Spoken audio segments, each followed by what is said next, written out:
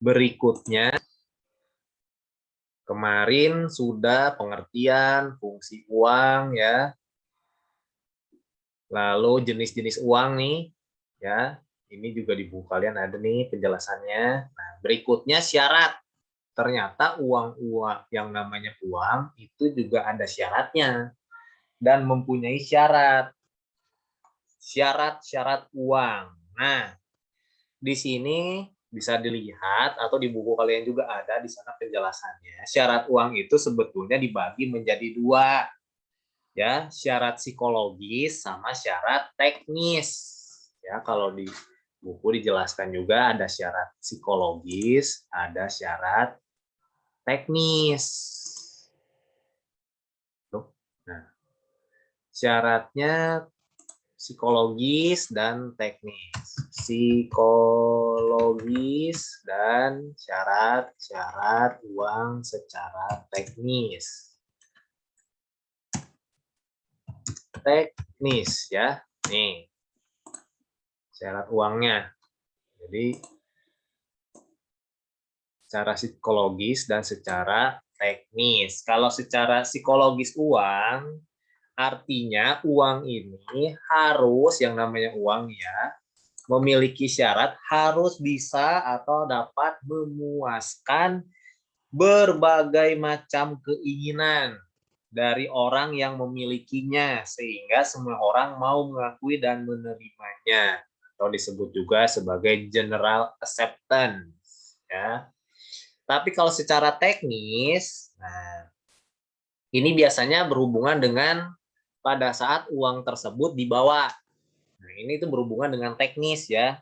Ya, kendala-kendala yang dihadapi ketika uang itu dibawa dan sebagainya. Nah, ada di sini penjelasannya. Yang pertama, syarat uang itu harus mudah dibawa atau portability. Nah, ya, mudah dibawa atau portable. Makanya kenapa ada istilah televisi portable, meja portable, artinya itu mudah dibawa. Nah, sama dengan uang. Uang juga harus mudah dibawa. Artinya uang itu tidak terikat misalkan dengan tempat tertentu, ya, tidak membebani pemiliknya, misalkan jika mau dibawa-bawa, ya, harus mudah dibawa, ya, di mana saja, kapan saja. Terus saat ketika membawa uang juga harus nyaman, ya, ada aman, nyaman saat memegang uang, ya. Nah, makanya biasanya kalau kita bawa uang itu kita simpan di mana? Yang umumnya Dompet. di dompet. Nah, itu kan mudah dibawa ya, jadi uangnya tinggal kita masuk ke dompet, entah itu uang kertas atau uang koin. Ya, biasanya ada koin. Kalau untuk koin kan biasanya dipisahkan tuh di dompet yang mungkin memang untuk koin kecil-kecil ya. Kalau uang kertas juga kan tinggal masuk ke dompet. Nah, itu mau uang kertas, uang logam, mau misalkan di situ nanti untuk pembayaran pakai kartu debit, kartu kredit, apapun di situ, simpan di dompet ya. Rata-rata kita simpan di dompet supaya mudah dibawa kemana-mana, kapanpun, dimanapun, gampang ya. Kalau mau digunakan gampang. Nah, selain mudah dibawa, tadi bisa di dompet, bisa di tas, ya, dan sebagainya, di tempat-tempat penyimpanan uang yang memang mudah untuk dibawa. Ada lagi syarat uang itu adalah harus tahan lama, durability, ya. Uang itu harus awet, ya, nggak perlu diganti setiap saat dengan uang baru, ya. Jadi, secara fisik dari bahan pembuatnya pun itu memang harus tahan lama, ya. Makanya dengan uang diproduksi itu dengan bahan tertentu yang awet, tahan lama. Kamu bayangin aja kalau misalkan uang itu terbuat dari kertas koran, lah kena air dikit aja udah langsung robek kan. Nah, itu harus benar-benar tahan lama. Kenapa harus tahan lama? Bank Indonesia juga tidak bisa sering-sering mencetak uang, mengganti uang yang rusak. Ya, kenapa? Karena perlu biaya yang besar, biaya yang tidak murah. dengan tadi kamu lihat di video ya, ada syarat, ada kita tahu nih ada benang pengamannya, ada watermarknya, ada nanti kalau misalkan di terawang itu ada benang pengamannya bisa berubah-berubah warna dan sebagainya, warnanya juga itu ternyata berbeda dari warna-warna yang biasanya kita temui, itu harganya mahal. Makanya nggak semudah itu untuk mencetak uang. Nah, makanya perlu syarat uang itu harus tahan lama, ya. Ya walaupun udah mungkin udah dilipat-lipat lah, orang Indonesia ini kan nyimpen duit diremek-remek lah, dilipat-lipat lah segala macam. Tapi tetap kan nggak robek kan. Nah, situ tetap tahan lama, tapi tetap tidak dianjurkan untuk kita semua untuk merusak uang, ya. Makanya kalau misalkan kamu eh, menggunakan menyimpan uang, ya simpan yang rapi, jadi jangan diremek-remek gitu kayak kertas bekas, kayak kertas sampah gitu mau dibuang, jangan, ya simpan dengan baik. Kenapa? Setidaknya kamu membantu pemerintah dan Bank Indonesia supaya tidak sering-sering mengganti uang rusak dengan uang baru, karena tadi balik lagi biayanya mahal, biayanya tinggi, ya. Nah, lalu berikutnya, syarat uang itu harus mudah dipecah atau dibagi ke ke uang atau unit yang lebih kecil atau divisibility namanya. Ya. Makanya kan ada pecahan terbesar 100.000 di Indonesia, pecahan terkecil ada Rp500. Nah, itu harus bisa dipecah tuh. Kenapa harus bisa dibagi-bagi? Untuk memudahkan transaksi, ya. Misalkan transaksinya Rp1.750. Nah, bayangin kalau uang kamu 100.000 semua. Bisa nggak dibayar untuk bayar ini? Bisa, tapi kembaliannya banyak, ya, nggak efektif. Jadi lebih baik bisa dipecah menjadi unit yang kecil supaya mempermudah saat transaksi nih. Nah, kalau misalkan 1.750 kan berarti satu lembar 1.000, satu lembar 5, satu koin 500, satu koin 200, satu koin 50. Nah, dikit ya, bisa dipecah sesuai dengan harga yang ada. Lalu berikutnya, selain mudah dibawa, tahan lama, terus bisa dipecah-pecah ke unit yang terkecil, lebih kecil ya. Makanya semua mata uang di negara lain pun sama, ada nominal terbesar dan nominal paling kecil, yaitu untuk mempermudah transaksi. Lalu nilainya harus stabil, stability. Ya. Artinya ya, atau bisa juga disebut stability of value. Jadi stabil itu artinya naik tidak nilainya tidak mudah turun dan tidak terlalu naik tajam kalau di buku itu ya. Jadi jika uang tidak stabil, uang tidak akan diterima secara umum karena masyarakat lebih memilih menyimpan kekayaan dalam bentuk barang yang nilainya stabil. Artinya, uang ini ya kalau memang dia pecahan 100.000 ya nilainya 100.000. Ya, jangan tiba-tiba besok berubah 100.000 itu tiba-tiba jadi 98.000 nilainya atau jadi 95.000. Nah, itu nggak boleh. Jadi memang harus stabil ya. Memang kalau di awal ditetapkan dia 100.000 sebagai pecahan terbesar, ya dia nilainya 100.000. Ya, kalau misalkan dia ditetapkan oleh pemerintah nilainya 2.000, ya berarti nilai dia 2.000, nggak akan berubah dia 2.000 jadi 100.000. Ya, nah itu nilainya stabil. Ya, diterima secara umum, iya. Ya, maksudnya orang bisa terima. Waktu kita beli, kita jual, kita keluarin uang kita, orang bisa nerima. Ya, yang nggak bisa diterima yang mana? Uang palsu tadi dengan ciri-ciri tersebut. Nah, kita juga perlu tahu tadi kan ada 3D, dilihat, diraba, diterawang. Itu lihat tuh ciri-cirinya. Jadi kita tahu seperti apa, ya. Diterima secara umum, artinya semua bisa menggunakan uang tersebut, ya. Lalu jumlahnya dapat memenuhi kebutuhan masyarakat serta tidak mudah dipalsukan. Nah, ini ya. Artinya distandarisasi ya. Supaya tidak mudah dipalsukan tadi tuh. Ya, dengan berbagai macam pengaman-pengaman yang ada, ya. Kalau gampang dipalsukan, waduh repot nanti. Kita nggak tahu mana yang asli, mana yang palsu kan. Rugi nanti kita, ya. Nah, itu diperhatikan. Jadi dapat memenuhi kebutuhan masyarakat dan tidak mudah dipalsukan. Lalu yang terakhir, dapat memuaskan keinginan orang yang memilikinya. Artinya apa? Ya tadi, kita mau beli barang atau jasa karena kita punya uang, berarti kita bisa beli tuh. Ya, bisa memuaskan keinginan kita. Kita pengen beli makan, kita pengen beli minuman, kita pengen beli apapun, tapi karena kita punya uang, berarti kita bisa memilikinya. Berarti kita secara manusia sudah puas tuh. Kita bisa beli sesuatu yang kita inginkan dengan uang. Nah, itulah syarat-syarat uang nih, secara psikologis dan teknis, yaitu mudah dibawa, tahan lama, dapat dipecah menjadi unit yang lebih kecil, nilainya stabil, diterima secara umum, jumlahnya juga bisa memenuhi kebutuhan masyarakat, tidak mudah dipalsukan, dan dapat memuaskan keinginan orang yang memilikinya.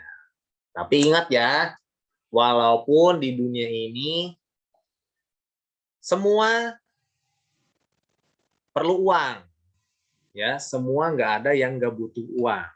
Tapi ingat di dunia ini ada yang nggak bisa dibeli dengan uang, ya. Ada yang tahu apa itu? Apa yang di dunia ini yang nggak bisa dibeli dengan uang? Pak, coba ada yang tahu nggak? Memang kita perlu uang, tapi ternyata di dunia ini ada yang tidak bisa dibeli dengan uang. Apa? Tahu nggak? Ada yang bisa kasih pendapatnya nggak? Apa kira-kira di dunia ini yang tidak bisa dibeli oleh uang? Ada? Apa yuk?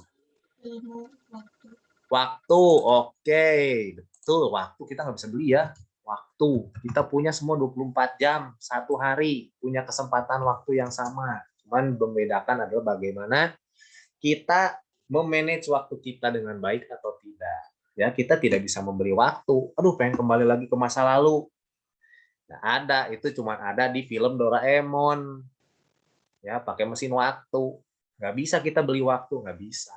Ya, mungkin besok waktunya kita memang ditentukan untuk meninggal, nggak bisa kita nego sama Tuhan. Udah sih Tuhan, saya perpanjang hidup saya 2 hari ini, saya bayar 2 miliar. Nggak bisa. Ya, atau misalkan kita sudah melewatkan waktu, kita menyia-nyiakan waktu yang lalu, kita beli lagi, balik lagi, nggak bisa. Ada lagi selain waktu? Ayo. Ini untuk mengingatkan kalian, jadi jangan materialistis. Nah, kita harus belajar supaya kita belajar ekonomi itu supaya tidak matre, istilahnya gitu, tidak materialistis gitu. Tidak segala sesuatu itu diukur dengan uang, segala sesuatu itu harus uang, uang dan uang. Tapi ternyata ada di sisi lain, di dunia ini ada yang nggak bisa dibeli dengan uang. Selain waktu ada lagi apa? Ayo, ada tahu nggak? Kasih sayang. Nah, kasih sayang atau bisa dibilang ya, boleh lah kasih sayang ya. Nah, kasih sayang siapa? Orang tua kepada anak, saudara, ya itu nggak bisa dibeli, ya. Tapi Pak, gimana nih orang tua saya kok kayaknya galak Pak, kayaknya nggak sayang sama saya nih Pak. Jangan begitu. Apapun itu, gimana, apapun kondisi keluarga kamu sekarang, tetap yang namanya kasih sayang itu tidak bisa dibeli. Orang tua kamu juga sudah mendidik dan membesarkan kamu sampai sekarang, itu karena kasih sayang. Cuman mungkin caranya yang mungkin berbeda dengan orang tua yang lainnya. Contoh kenapa? Saya juga dulu merasa, kenapa ya kok papa saya ini galak bener ya, jahat bener rasanya gitu ya. Kalau saya nakal saya ditampar gitu. Kalau saya nakal saya dipukul pakai sapu lidi. Kayaknya jahat bener gitu orang tua saya. Kalau orang lain kayaknya sayang bener gitu. Ya. Nah, tapi ternyata ya itulah cara-cara orang tua mendidik dan memberikan kasih sayang itu berbeda-beda. Makanya jangan dibandingkan ya. Tetap yang namanya orang tua itu pasti sayang sama anak ya. Cuman kadang orang tua itu juga nggak tahu bagaimana cara mengungkapkannya gitu. Tetaplah yang namanya orang tua mah ya orang tua ya, nggak bisa diganti sama orang lain ya. Kasih sayang orang tua, perhatian itu juga nggak bisa dibeli tuh ya, perhatian kepada kita itu nggak bisa tuh. Ada lagi? Satu lagi deh, satu lagi. Selain waktu, kasih sayang apa? Satu lagi. Kebahagiaan. Oke, masih masuk ke kasih sayang lah ya, bisa ya. Kebahagiaan bisa boleh. Umur. Apalagi? Umur. Usia masuk ke waktu, umur. Apalagi selain itu? Sekarang nih penting banget nih di zaman-zaman sekarang nih. Pengetahuan. Oke, masuk bisa. Apalagi nih sekarang nih lagi rame-rame nih, sekarang lagi musimnya nih yang nggak bisa dibeli uang nih. Ada kesehatan. Nah, tuh, udah cukup ya banyak ternyata kan. Nah ini sekarang nih kesehatan. Waduh, sekarang ini yang namanya kesehatan itu penting dan nggak bisa dibeli pakai uang, ya. Nah, adanya bukan beli kesehatan, tapi bagaimana menjaga kesehatan. Ya, dengan berolahraga, minum vitamin, makan makanan bergizi, istirahat cukup. Nah, itu bisa kita maintain kesehatan. Tapi nggak ada kita beli kesehatan, nggak ada. Saya pengen sehat terus gitu selama 50 tahun ke depan, nggak ada yang jualan. Ya. Nah, jadi ingat ya, walaupun kita belajar uang, jangan segala sesuatu nanti kamu pikir uang, uang, dan uang. Masih ada di dunia ini yang nggak bisa dibeli dengan uang. Ya, ingat ini waktu, kasih sayang, dan kesehatan. Ya. Nah, oke ya, ada pertanyaan sampai sini? Ini tentang syarat-syarat uang ya, syarat psikologis dan teknis. Berikutnya, selain syarat uang, nah ini masuk ke unsur pengaman rupiah tadi ya, yang di video juga ada. Ada dua bentuk unsur pengaman dalam uang kertas. Ya.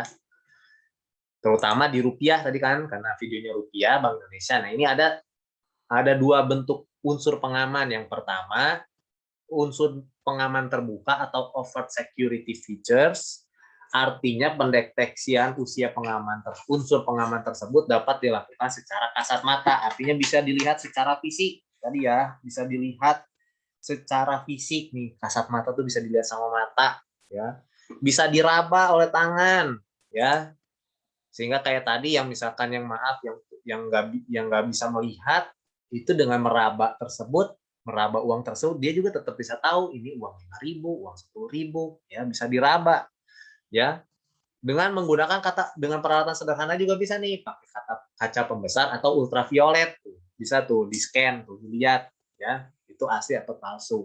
Nah ini bisa dilihat nih secara terbuka ya, dapat dilakukan secara kasat mata, perabahan tangan dan peralatan sederhana ya. Nah ada juga unsur pengaman yang tidak terbuka ya, yang terbuka, ada yang tidak terbuka. Artinya pendeteksiannya uang pengaman tersebut hanya dapat dilakukan dengan mesin yang memiliki sensor dengan tingkat kepastian dan kecepatan yang cukup tinggi. Nah ini biasanya di bank, ada nih di bank-bank nih. Kalau biasa kita kehidupan sehari-hari, kayak di toko atau misalkan di tempat usaha, itu biasanya pakai ultraviolet cukup nih, bisa kelihatan kan.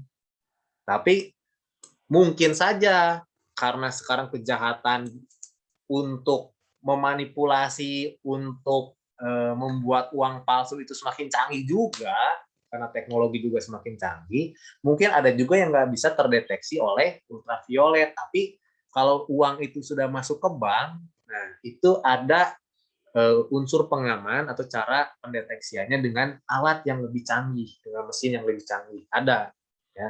Nah ini unsur pengaman rupiah. Ingat aja kayak tadi video tadi ya, untuk membedakan mana uang palsu atau uang asli, 3D dilihat, diraba, diterawang, itu yang utamanya. Ya jangan sampai kamu tertipu. Ya banyak orang tertipu uangnya palsu. Misalkan beli dikasih kembalian uangnya palsu. Ya uang palsu itu ya nominalnya besar. Kalau nggak 100.000, 50.000, kalau nggak 20.000. Kenapa? Karena itu nominal paling gede. Ya jarang ditemukan uang palsu pecahan 1.000, 2.000, 5.000. Jarang itu, ya karena nominalnya kecil. Ya tuh. Nah, lalu kita masuk ke yang namanya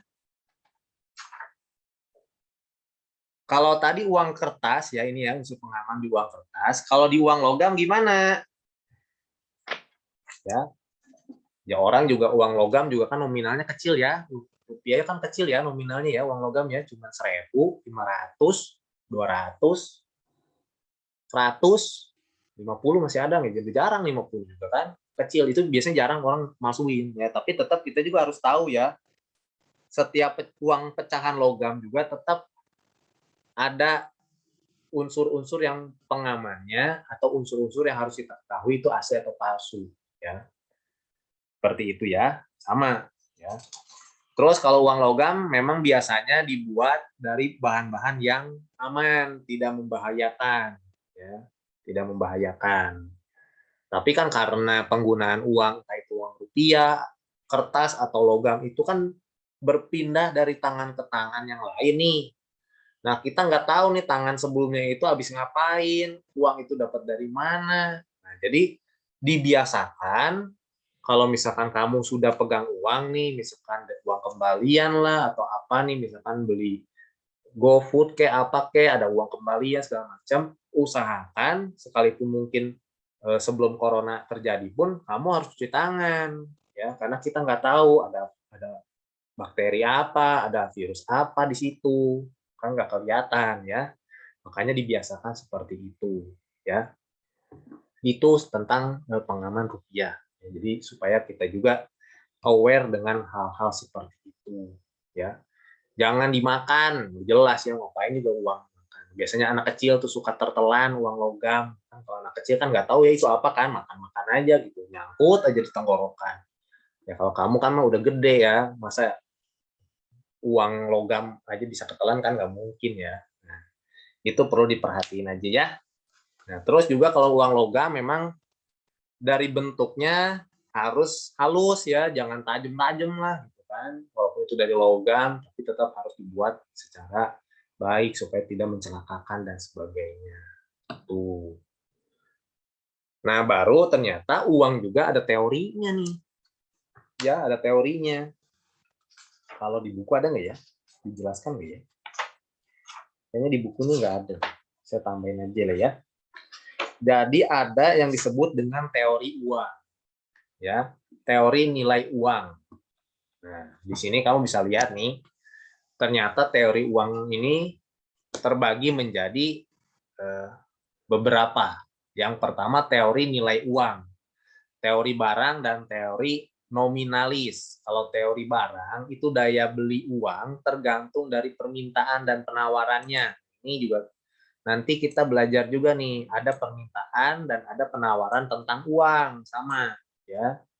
Kegunaan marginal serta biaya produksi uang. Nah, ini juga teori barang. Artinya untuk biaya produksi ya yang digunakan. Teori nominalis, nilai uang bukan ditentukan oleh nilai bahan tetapi oleh nilai nominal yang tertulis pada uang tersebut. Ini ya yang kemarin, nilai intrinsik sama nilai ekstrinsiknya nih. Ya. Nih. Jadi kalau misalkan ininya di sini tertulis 50.000, 20.000, 100.000, 5.000, ini memang termasuk nominal nih, uang nominal. Sesuai dengan yang tertulis di uang tersebut, bukan berdasarkan bahannya, ya produk apa biaya produksi bahannya. Nah, itu teori nominalis. Ini selewat aja ya, sebagai pengetahuan saja nih. Lalu ada teori perubahan nilai uang, ada teori kuantitas sama teori transaksi. Kalau teori kuantitas itu adalah jumlah uang yang beredar mempengaruhi tingkat harga. Ini nih ada istilahnya nanti di permintaan penawaran mengenai jumlah uang yang beredar, artinya jumlah uang yang ada di masyarakat. Nah, ini ternyata mempengaruhi tingkat harga. Ya, jika jumlah uangnya berkurang, yang ada di masyarakat itu berkurang, harga cenderung turun. Jika jumlah uangnya bertambah, yang beredar, uang beredarnya bertambah, maka harga akan naik. Ya. Nah, ini juga termasuk ke teori kuantitas, jumlahnya, jumlah beredarnya, uang yang beredarnya. Ya. Nah, ada teori transaksi menurut Irving Fisher, ya, teori kuantitas dengan memasukkan unsur kecepatan peredaran uang. Nah, ini juga ada nih. Ini bisa dihitung nih. Kecepatan peredaran uang ada rumusnya nih, ya. Nah, ini bisa dihitung berapa banyak jumlah uang yang beredar dalam waktu tertentu. Itu menurut Irving Fisher ada tuh, bisa dilihat, bisa dihitung dalam rumus nanti, ya. Tapi di buku kayaknya nggak dicantumin deh. Kalau yang buku kalian ini ada nanti, tapi itu gampang sih. Ini mengenai teori transaksi. Lalu ada lagi teori pendapatan. Nah, teori pendapatan ini menjelaskan mengenai motif-motif manusia atau motif-motif dalam bagaimana memegang uang tersebut. Yang pertama itu motif untuk transaksi. Ya. Transaksi itu udah jelas, motif transaksi itu artinya untuk melakukan yang namanya transaksi, mau jual, mau beli, itu kan menggunakan uang tuh. Uangnya kita pakai untuk jual, untuk beli, kan menggunakan uang nih. Kalau jual kita dapat duit, kalau kita beli kita keluarkan duit kan. Nah, ini nih motif transaksi ya, untuk memenuhi kebutuhan kita untuk jual belilah, transaksi jual beli ya. Nah, ada lagi motif memegang uang itu untuk berjaga-jaga. Berjaga-jaga, maksudnya berjaga-jaga gimana? Artinya uang itu disimpan, ya, disisihkan, bisa mungkin tiap bulan, tiap mendapat penghasilan kita sisihkan, kita simpan. Makanya kenapa nabung? Kenapa uang, kalau kita punya uang lebih, kita harus nabung. Sebenarnya kita sudah melakukan yang namanya motif berjaga-jaga. Kenapa orang-orang menabung? Supaya kita tidak pernah tahu yang namanya besok seperti apa. Kita nggak tahu resiko-resiko yang akan terjadi kepada kita itu seperti apa, ya. Resiko sakit, resiko kecelakaan, resiko meninggal. Nah, itu tuh resiko yang beberapa resiko yang tidak bisa kita hindari, ya. Nah, untuk menjaga, untuk berjaga-jaga, contohnya untuk kalau misalkan nanti kita sakit, minimal kita ada uang buat ke dokter. Kita punya tabungan buat ke dokter nanti, ya. Kalau misalkan kecelakaan, perlu operasi atau perlu ke dokter juga, nah, ada uangnya tuh, ya. Tapi kita artinya kita sudah simpan untuk berjaga-jaga. Meninggal, sekarang meninggal juga sama butuh uang, ya. Bahkan sekarang zaman-zaman COVID ini aja untuk kremasi itu butuh uang. Ya, sekitar berapa minimal paling murah aja sekarang 7 atau 8 juta untuk kremasi jenazah. Itu perlu uang. Nah, kalau misalkan kita sudah punya simpanan, nanti toh kasarnya gitu kita meninggal ya kita juga punya uang. Biayanya bisa di-cover. Nah, ini termasuk kalau berhubungan ke resiko, ini masalah asuransi yang sudah kita pelajari waktu itu ya. Sama uang juga gitu, motif orang-orang itu nggak cuma untuk transaksi aja, uang digunakannya, tapi buat berjaga-jaga. Karena kita nggak tahu masa depan seperti apa, ke depannya gimana. Hari ini mungkin bulan ini kita masih bekerja, bulan depan kita belum tahu kita masih bekerja atau tidak. Tapi setidaknya kita punya simpanan, kita punya keuangan untuk berjaga-jaga apabila hal-hal buruk terjadi, ya.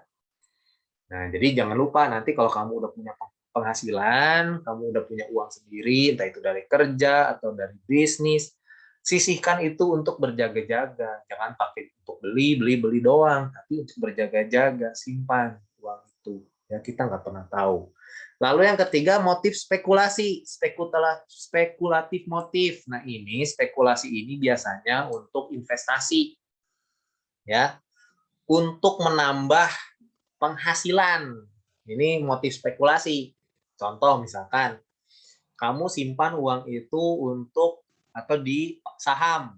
Nah, kamu berharap kamu simpan dana di saham 1 juta, nanti berkembang uang tersebut ya dengan keuntungan yang ada bisa mungkin jadi 1.200.000, 1.300.000. Nah, itu motif spekulasi. Tujuannya untuk investasi atau menambah jumlah uang. Itu yang disebut motif spekulasi. Bisa kamu jadi depositokan itu supaya dapat bunga, ya. atau bisa juga kamu gunakan uang itu untuk beli properti, ya, beli tanah, beli rumah, yang kira-kira harganya nanti lebih mahal, bisa lebih mahal. Kamu beli untuk investasi emas, gitu kan, harga emas terus naik terus-terusan. Nah, kamu gunakan uang itu untuk beli emas. Nah, itu motif spekulasi, artinya untuk menambah jumlah uang. Nah, itu ya teori pendapatan ini saya lupa ya. Menurut siapa ya teorinya? Saya lupa. Saya coba ingat-ingat lagi ya. Tapi ada 3 motif utama dalam memegang uang. Ya. Nah, ada teori persediaan kas. Marshall, ya salah satu teori tokoh ekonomi mengatakan bahwa nilai uang tergantung pada jumlah pendapatan masyarakat yang dipegang atau ditahan dalam bentuk cash. Nah, ada juga nih teori persediaan kas. Ya, kas itu uang cash, uang tunai. Ya, jadi semakin besar pendapatan, ya pasti uang cashnya lebih banyak. Ya, uang cash yang disimpan dalam bentuk tunai itu juga pasti lebih banyak dibanding yang misalkan penghasilannya kita bandingkan. Si A penghasilannya 1 bulan 10 juta, si B penghasilannya 1 bulan 100 juta. Pasti persediaan kas masing-masingnya berbeda. Uang cash yang dipegang itu pasti beda antara si A yang penghasilannya 1 bulan 10 juta dengan si B yang penghasilannya 100 juta per bulan. Ada tuh perbedaan ya. Ini kalau kita bicara teori-teori uang ya. Namanya juga teori, jadi banyak sekali pendapat-pendapat para ahli ya, dikemukakan oleh para ahli ya. Nah, itu mengenai teori uang. Jadi ada teori nilai barang, ada teori perubahan nilai uang ya. Nah, ini semuanya berhubungan dengan ya teori-teori uang ya. Cuman garis besarnya seperti itu. Intinya ini ya, motifnya seperti ini nih. Berapapun penghasilan kalian nanti ya kalau kamu nanti punya penghasilan, punya uang sendiri ya, artinya bukan memang belum bisa menghasilkan uang sendiri. Ingat nih ya, 3 motif ini harus kamu praktekkan. Untuk transaksi, udah pasti untuk transaksi ya, kamu pengen beli apa-apa kan pakai duit tuh. Harus simpan untuk berjaga-jaga. Dan kalau ada uang lebih, kamu lakukan yang namanya motif spekulasi atau investasi. Ya. Tapi kalau kamu mau investasi, gunakanlah uang lebih. Jangan uang yang pas-pasan kamu pakai untuk spekulasi, jangan. Ya, takutnya nanti tidak spekulasi itu kan 50-50 ya, kayak kayak untung-untungan gitu ya. Tapi kamu belajar untuk manage, untuk mengelola keuangan minimal ini. Nah, untuk transaksi dan berjaga-jaga ya. Makanya balik lagi tuh ke skala prioritas lagi tuh ya. Kamu megang uang banyak atau uang sedikit, sebetulnya itu bukan masalah, tapi yang penting adalah bagaimana cara kamu mengelolanya. Ya. Jadi jangan pernah berpikir bahwa aduh saya penghasilannya kecil, Pak. 1 bulan mungkin saya cuma 3 juta. Tapi dia penghasilan 1 bulannya 20 juta. Ya, kita penghasilan itu tidak menentukan cara kamu bisa mengelola uang itu dengan baik atau tidak. Ada orang yang punya penghasilannya banyak, penghasilannya tinggi, tapi dia nggak bisa mengelola keuangannya. Uangnya habis aja nggak tahu kemana. Tapi ada orang yang memang penghasilannya mungkin nggak terlalu besar, tapi dia bisa kelola dengan baik tuh. Uangnya dipakai untuk tabungan anak, nanti dicicil dari sekarang, nanti ini untuk ini investasi, untuk ini diatur segala macam, dia terapkan yang namanya skala prioritas, ya mana kebutuhan pokok yang harus dipenuhi, mana yang tidak perlu dipenuhi, dan sebagainya dia atur, akhirnya keuangannya pun malah lebih baik. Ada yang kayak begitu. Ya, jadi tidak jaminan penghasilan besar itu membuat kamu bisa mengelola uang dengan baik, gak jaminan. Lah kalau kamu gaya hidupnya materialistis gitu, hedonisme gitu, punya uang berapapun nggak cukup nanti. Ya, kamu nanti terlilit utang, ya. Itu yang terjadi. Karena kenapa? Manusia ini pada dasarnya sifatnya kan nggak pernah puas. Kamu bayangin aja ya, yang para koruptor itu itu tuh gaji dari negara itu udah gede, tunjangannya udah gede, fasilitas negara udah dikasih. Kurang apa lagi gitu istilahnya gitu kan. Kalau ngitung duit, gitu, uangnya tuh udah banyak, tapi kok masih korupsi? Pernah nggak kamu berpikir kayak gitu? Yang korupsi itu bukan orang-orang miskin loh yang korupsi itu. Kalau kamu lihat di berita, pejabat lah, ya orang-orang yang kerja di pemerintahan lah, orang-orang yang punya kuasa lah, itu korupsi. Padahal dilihat dari sisi uang, kekayaan, tidak udah kaya gitu, tapi kok masih ya gitu. Contoh, dana bansos aja diambil. Nggak gede sih, dari satu bansos itu cuma diambil 10.000. Tapi berapa paket bansos itu? Kalau misalkan satu paket bansos diambil dikorupsi 10.000, ada 1 juta paket, berarti 1 juta dikali 10.000, itu duit korupsinya berapa? Tapi kan yang ngelakuin itu orang kaya loh, orang yang berada, bukan orang miskin. Ya, karena ya itu balik lagi, kalau tidak bisa menguasai diri, ya, kalau di saya, di agama saya, di Kristen, akar segala sesuatu itu cinta akan uang. Akar kejahatan itu cinta akan uang. Jangan kamu jadi orang yang cinta sama uang. Nanti kamu banyak melakukan kejahatan, hidup kamu terikat dengan uang. Makanya tadi saya ingetin lagi ya, ingat loh, banyak di dunia ini yang nggak bisa dibeli dengan uang. Ya, sekalipun kamu kaya, ya kekayaan kamu melimpah, tapi kamu nggak punya kasih sayang, ya nggak bisa, susah juga. Masih bersyukur kamu sekarang masih ada orang tua yang sayang, walaupun mungkin kondisinya ya nggak sekaya orang lain, nggak punya aset banyak. Nah, itu harus bersyukur, ya. Jadi balik lagi itu ke sifat manusia yang nggak pernah puas, ya. Jadi kalau kamu nanti punya penghasilan besar, manage dengan baik. Tapi kalau misalkan penghasilan kamu pun tidak sebesar orang lain, kamu manajelah sebaik-baiknya. Sehingga keperluan, kebutuhan kamu tetap dipenuhi. Ya. Karena kan kalau kamu ingat tahun lalu ilmu ekonomi itu kan belajar mempelajari masalah. Nah, kita ini hidup kan dengan masalah tuh. Ekonomi itu segala masalah, masalah memenuhi kebutuhan hidup. Nah, kamu harus belajar untuk cari solusinya. Banyak tuh caranya kan. Ada opportunity cost, ada bagaimana cara kita menyusun skala prioritas, mana yang harus kita utamakan. Gitu. Nah, itu contohnya tuh ya. Makanya menarik sekali lah masalah uang ini ya. Oke ya. Nah, nanti materi berikutnya lanjut di pertemuan selanjutnya aja lah. Mengenai teori penawaran dan permintaan uang. Ini masih sama kayak kemarin ya, penawaran dan permintaan mengenai barang atau jasa. Intinya sama sih ya. Tapi ini karena penjelasannya lumayan, ini dilanjut di pertemuan selanjutnya aja. Oke, kita main games aja lah ya sebagai penutup di pagi hari ini.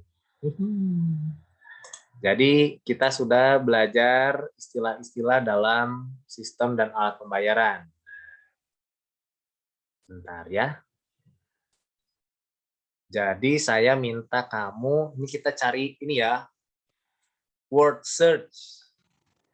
Jadi kamu siapkan annotate-nya. Bisa annotate nggak ya? Coret-coret nggak ya? Nggak ada sini menunya. Nggak bisa ya? Ya, tidak bisa. Di sini tidak bisa.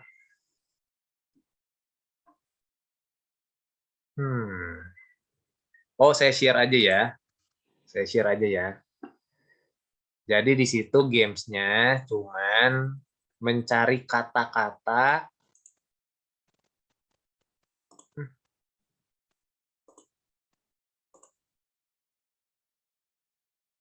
Nah, bentar ya, saya kasih linknya.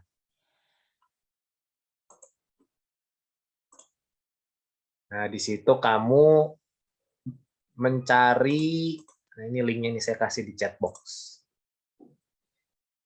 Chat box. Nah, di word wall cari kata-kata. Nah, kalau saya share kayak begini kan. Nah, bisa dibuka nggak?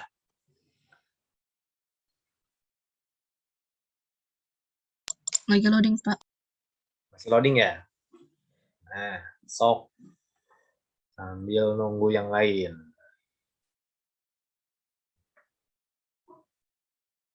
Bisa dibuka? Sebagai penutup aja ya.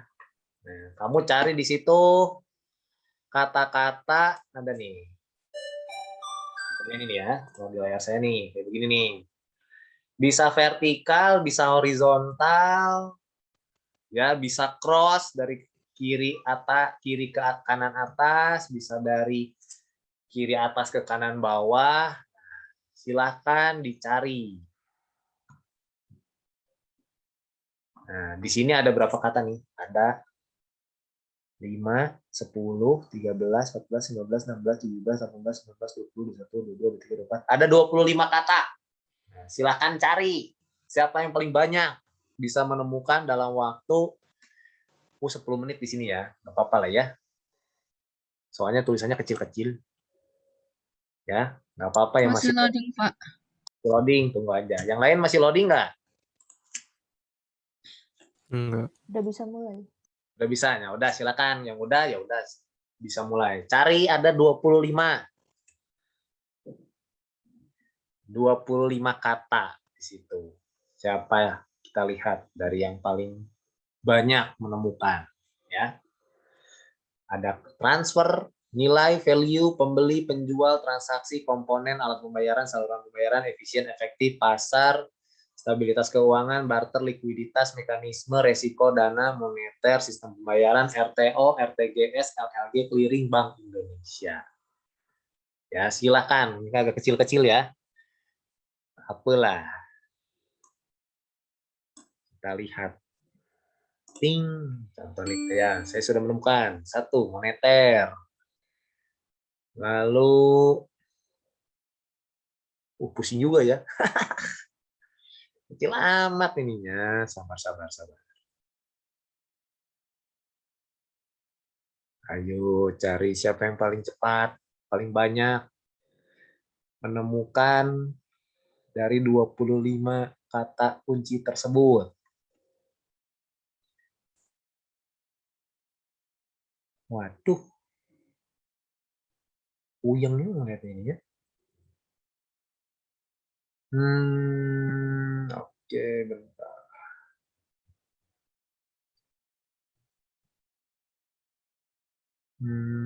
Oke. Waduh, pusingnya. Baru 1, oh my god. Tadi yang bikin pusing. Nilai, value.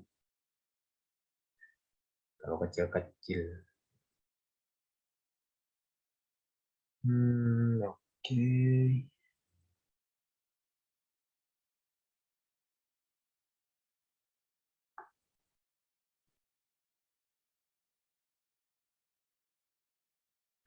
Waduh, sulit sekali saudara-saudara.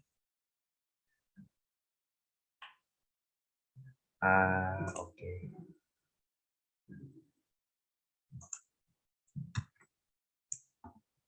Nah.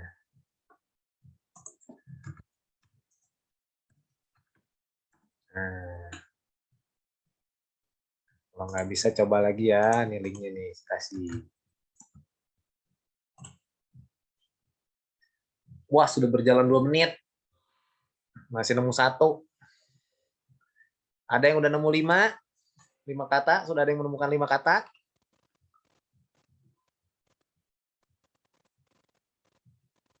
Baru 1 saya. Waduh. Puyeng ini lihatnya. Harus konsentrasi.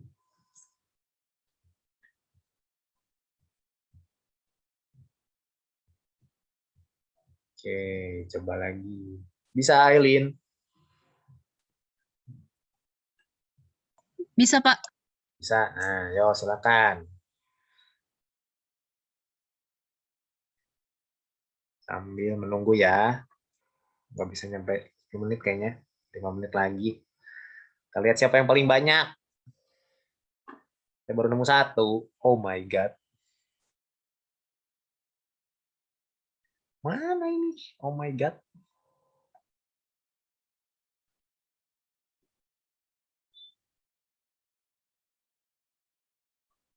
Baru moneter doang. Pak, kalau bawa ke atas itu bisa nggak, Pak? Bisa. Bisa vertikal, bisa horizontal, bisa kanan ke kiri, kiri ke kanan. Cross juga bisa ya, silang juga bisa ya.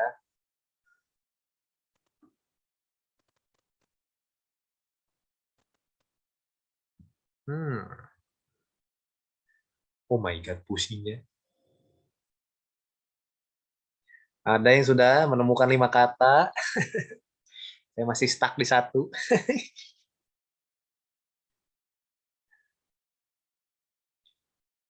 Mana ya? Susah bener.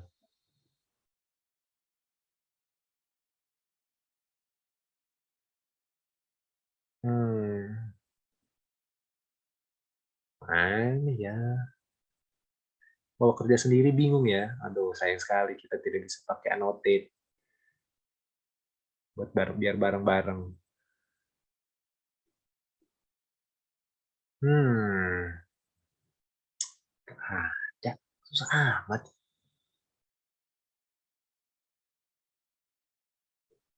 Waduh.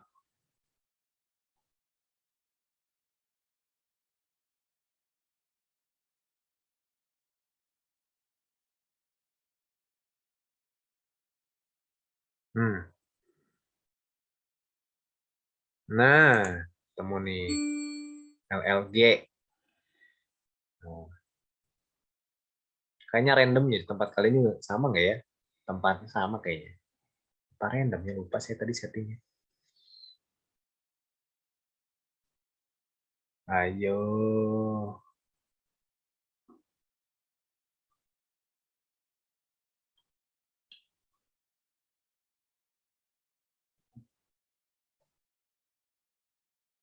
Bentar lagi. Kok ngaco sih jamnya?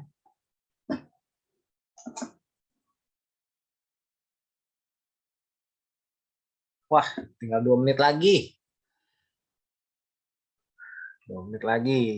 Oke, 2 menit lagi ya. Setelah itu kita stop saja. Siapa yang paling banyak? Cuma 2. Ya ampun. Pusingnya lihatnya. Oke. Susah ya. Cuma 2. Moneter, LLG. Sistem pembayaran. Ada.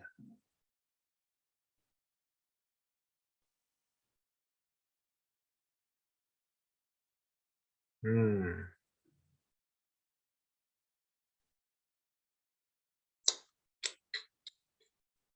Oh my God. Nemu. Susah. Sebet. 1 menit lagi. Ayo, 1 menit lagi. Masih stuck saya dengan 2 kata. Hmm. Paid. Nggak ada paid. Nggak ada juga nih. Aduh. Puyeng juga.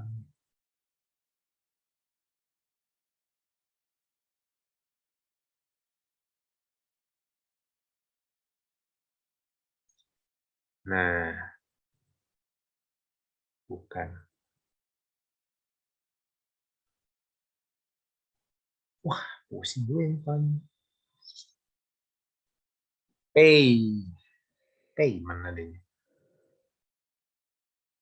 Clearing. Clearing. Efektif. Efektif. Nggak ada. S. Waduh.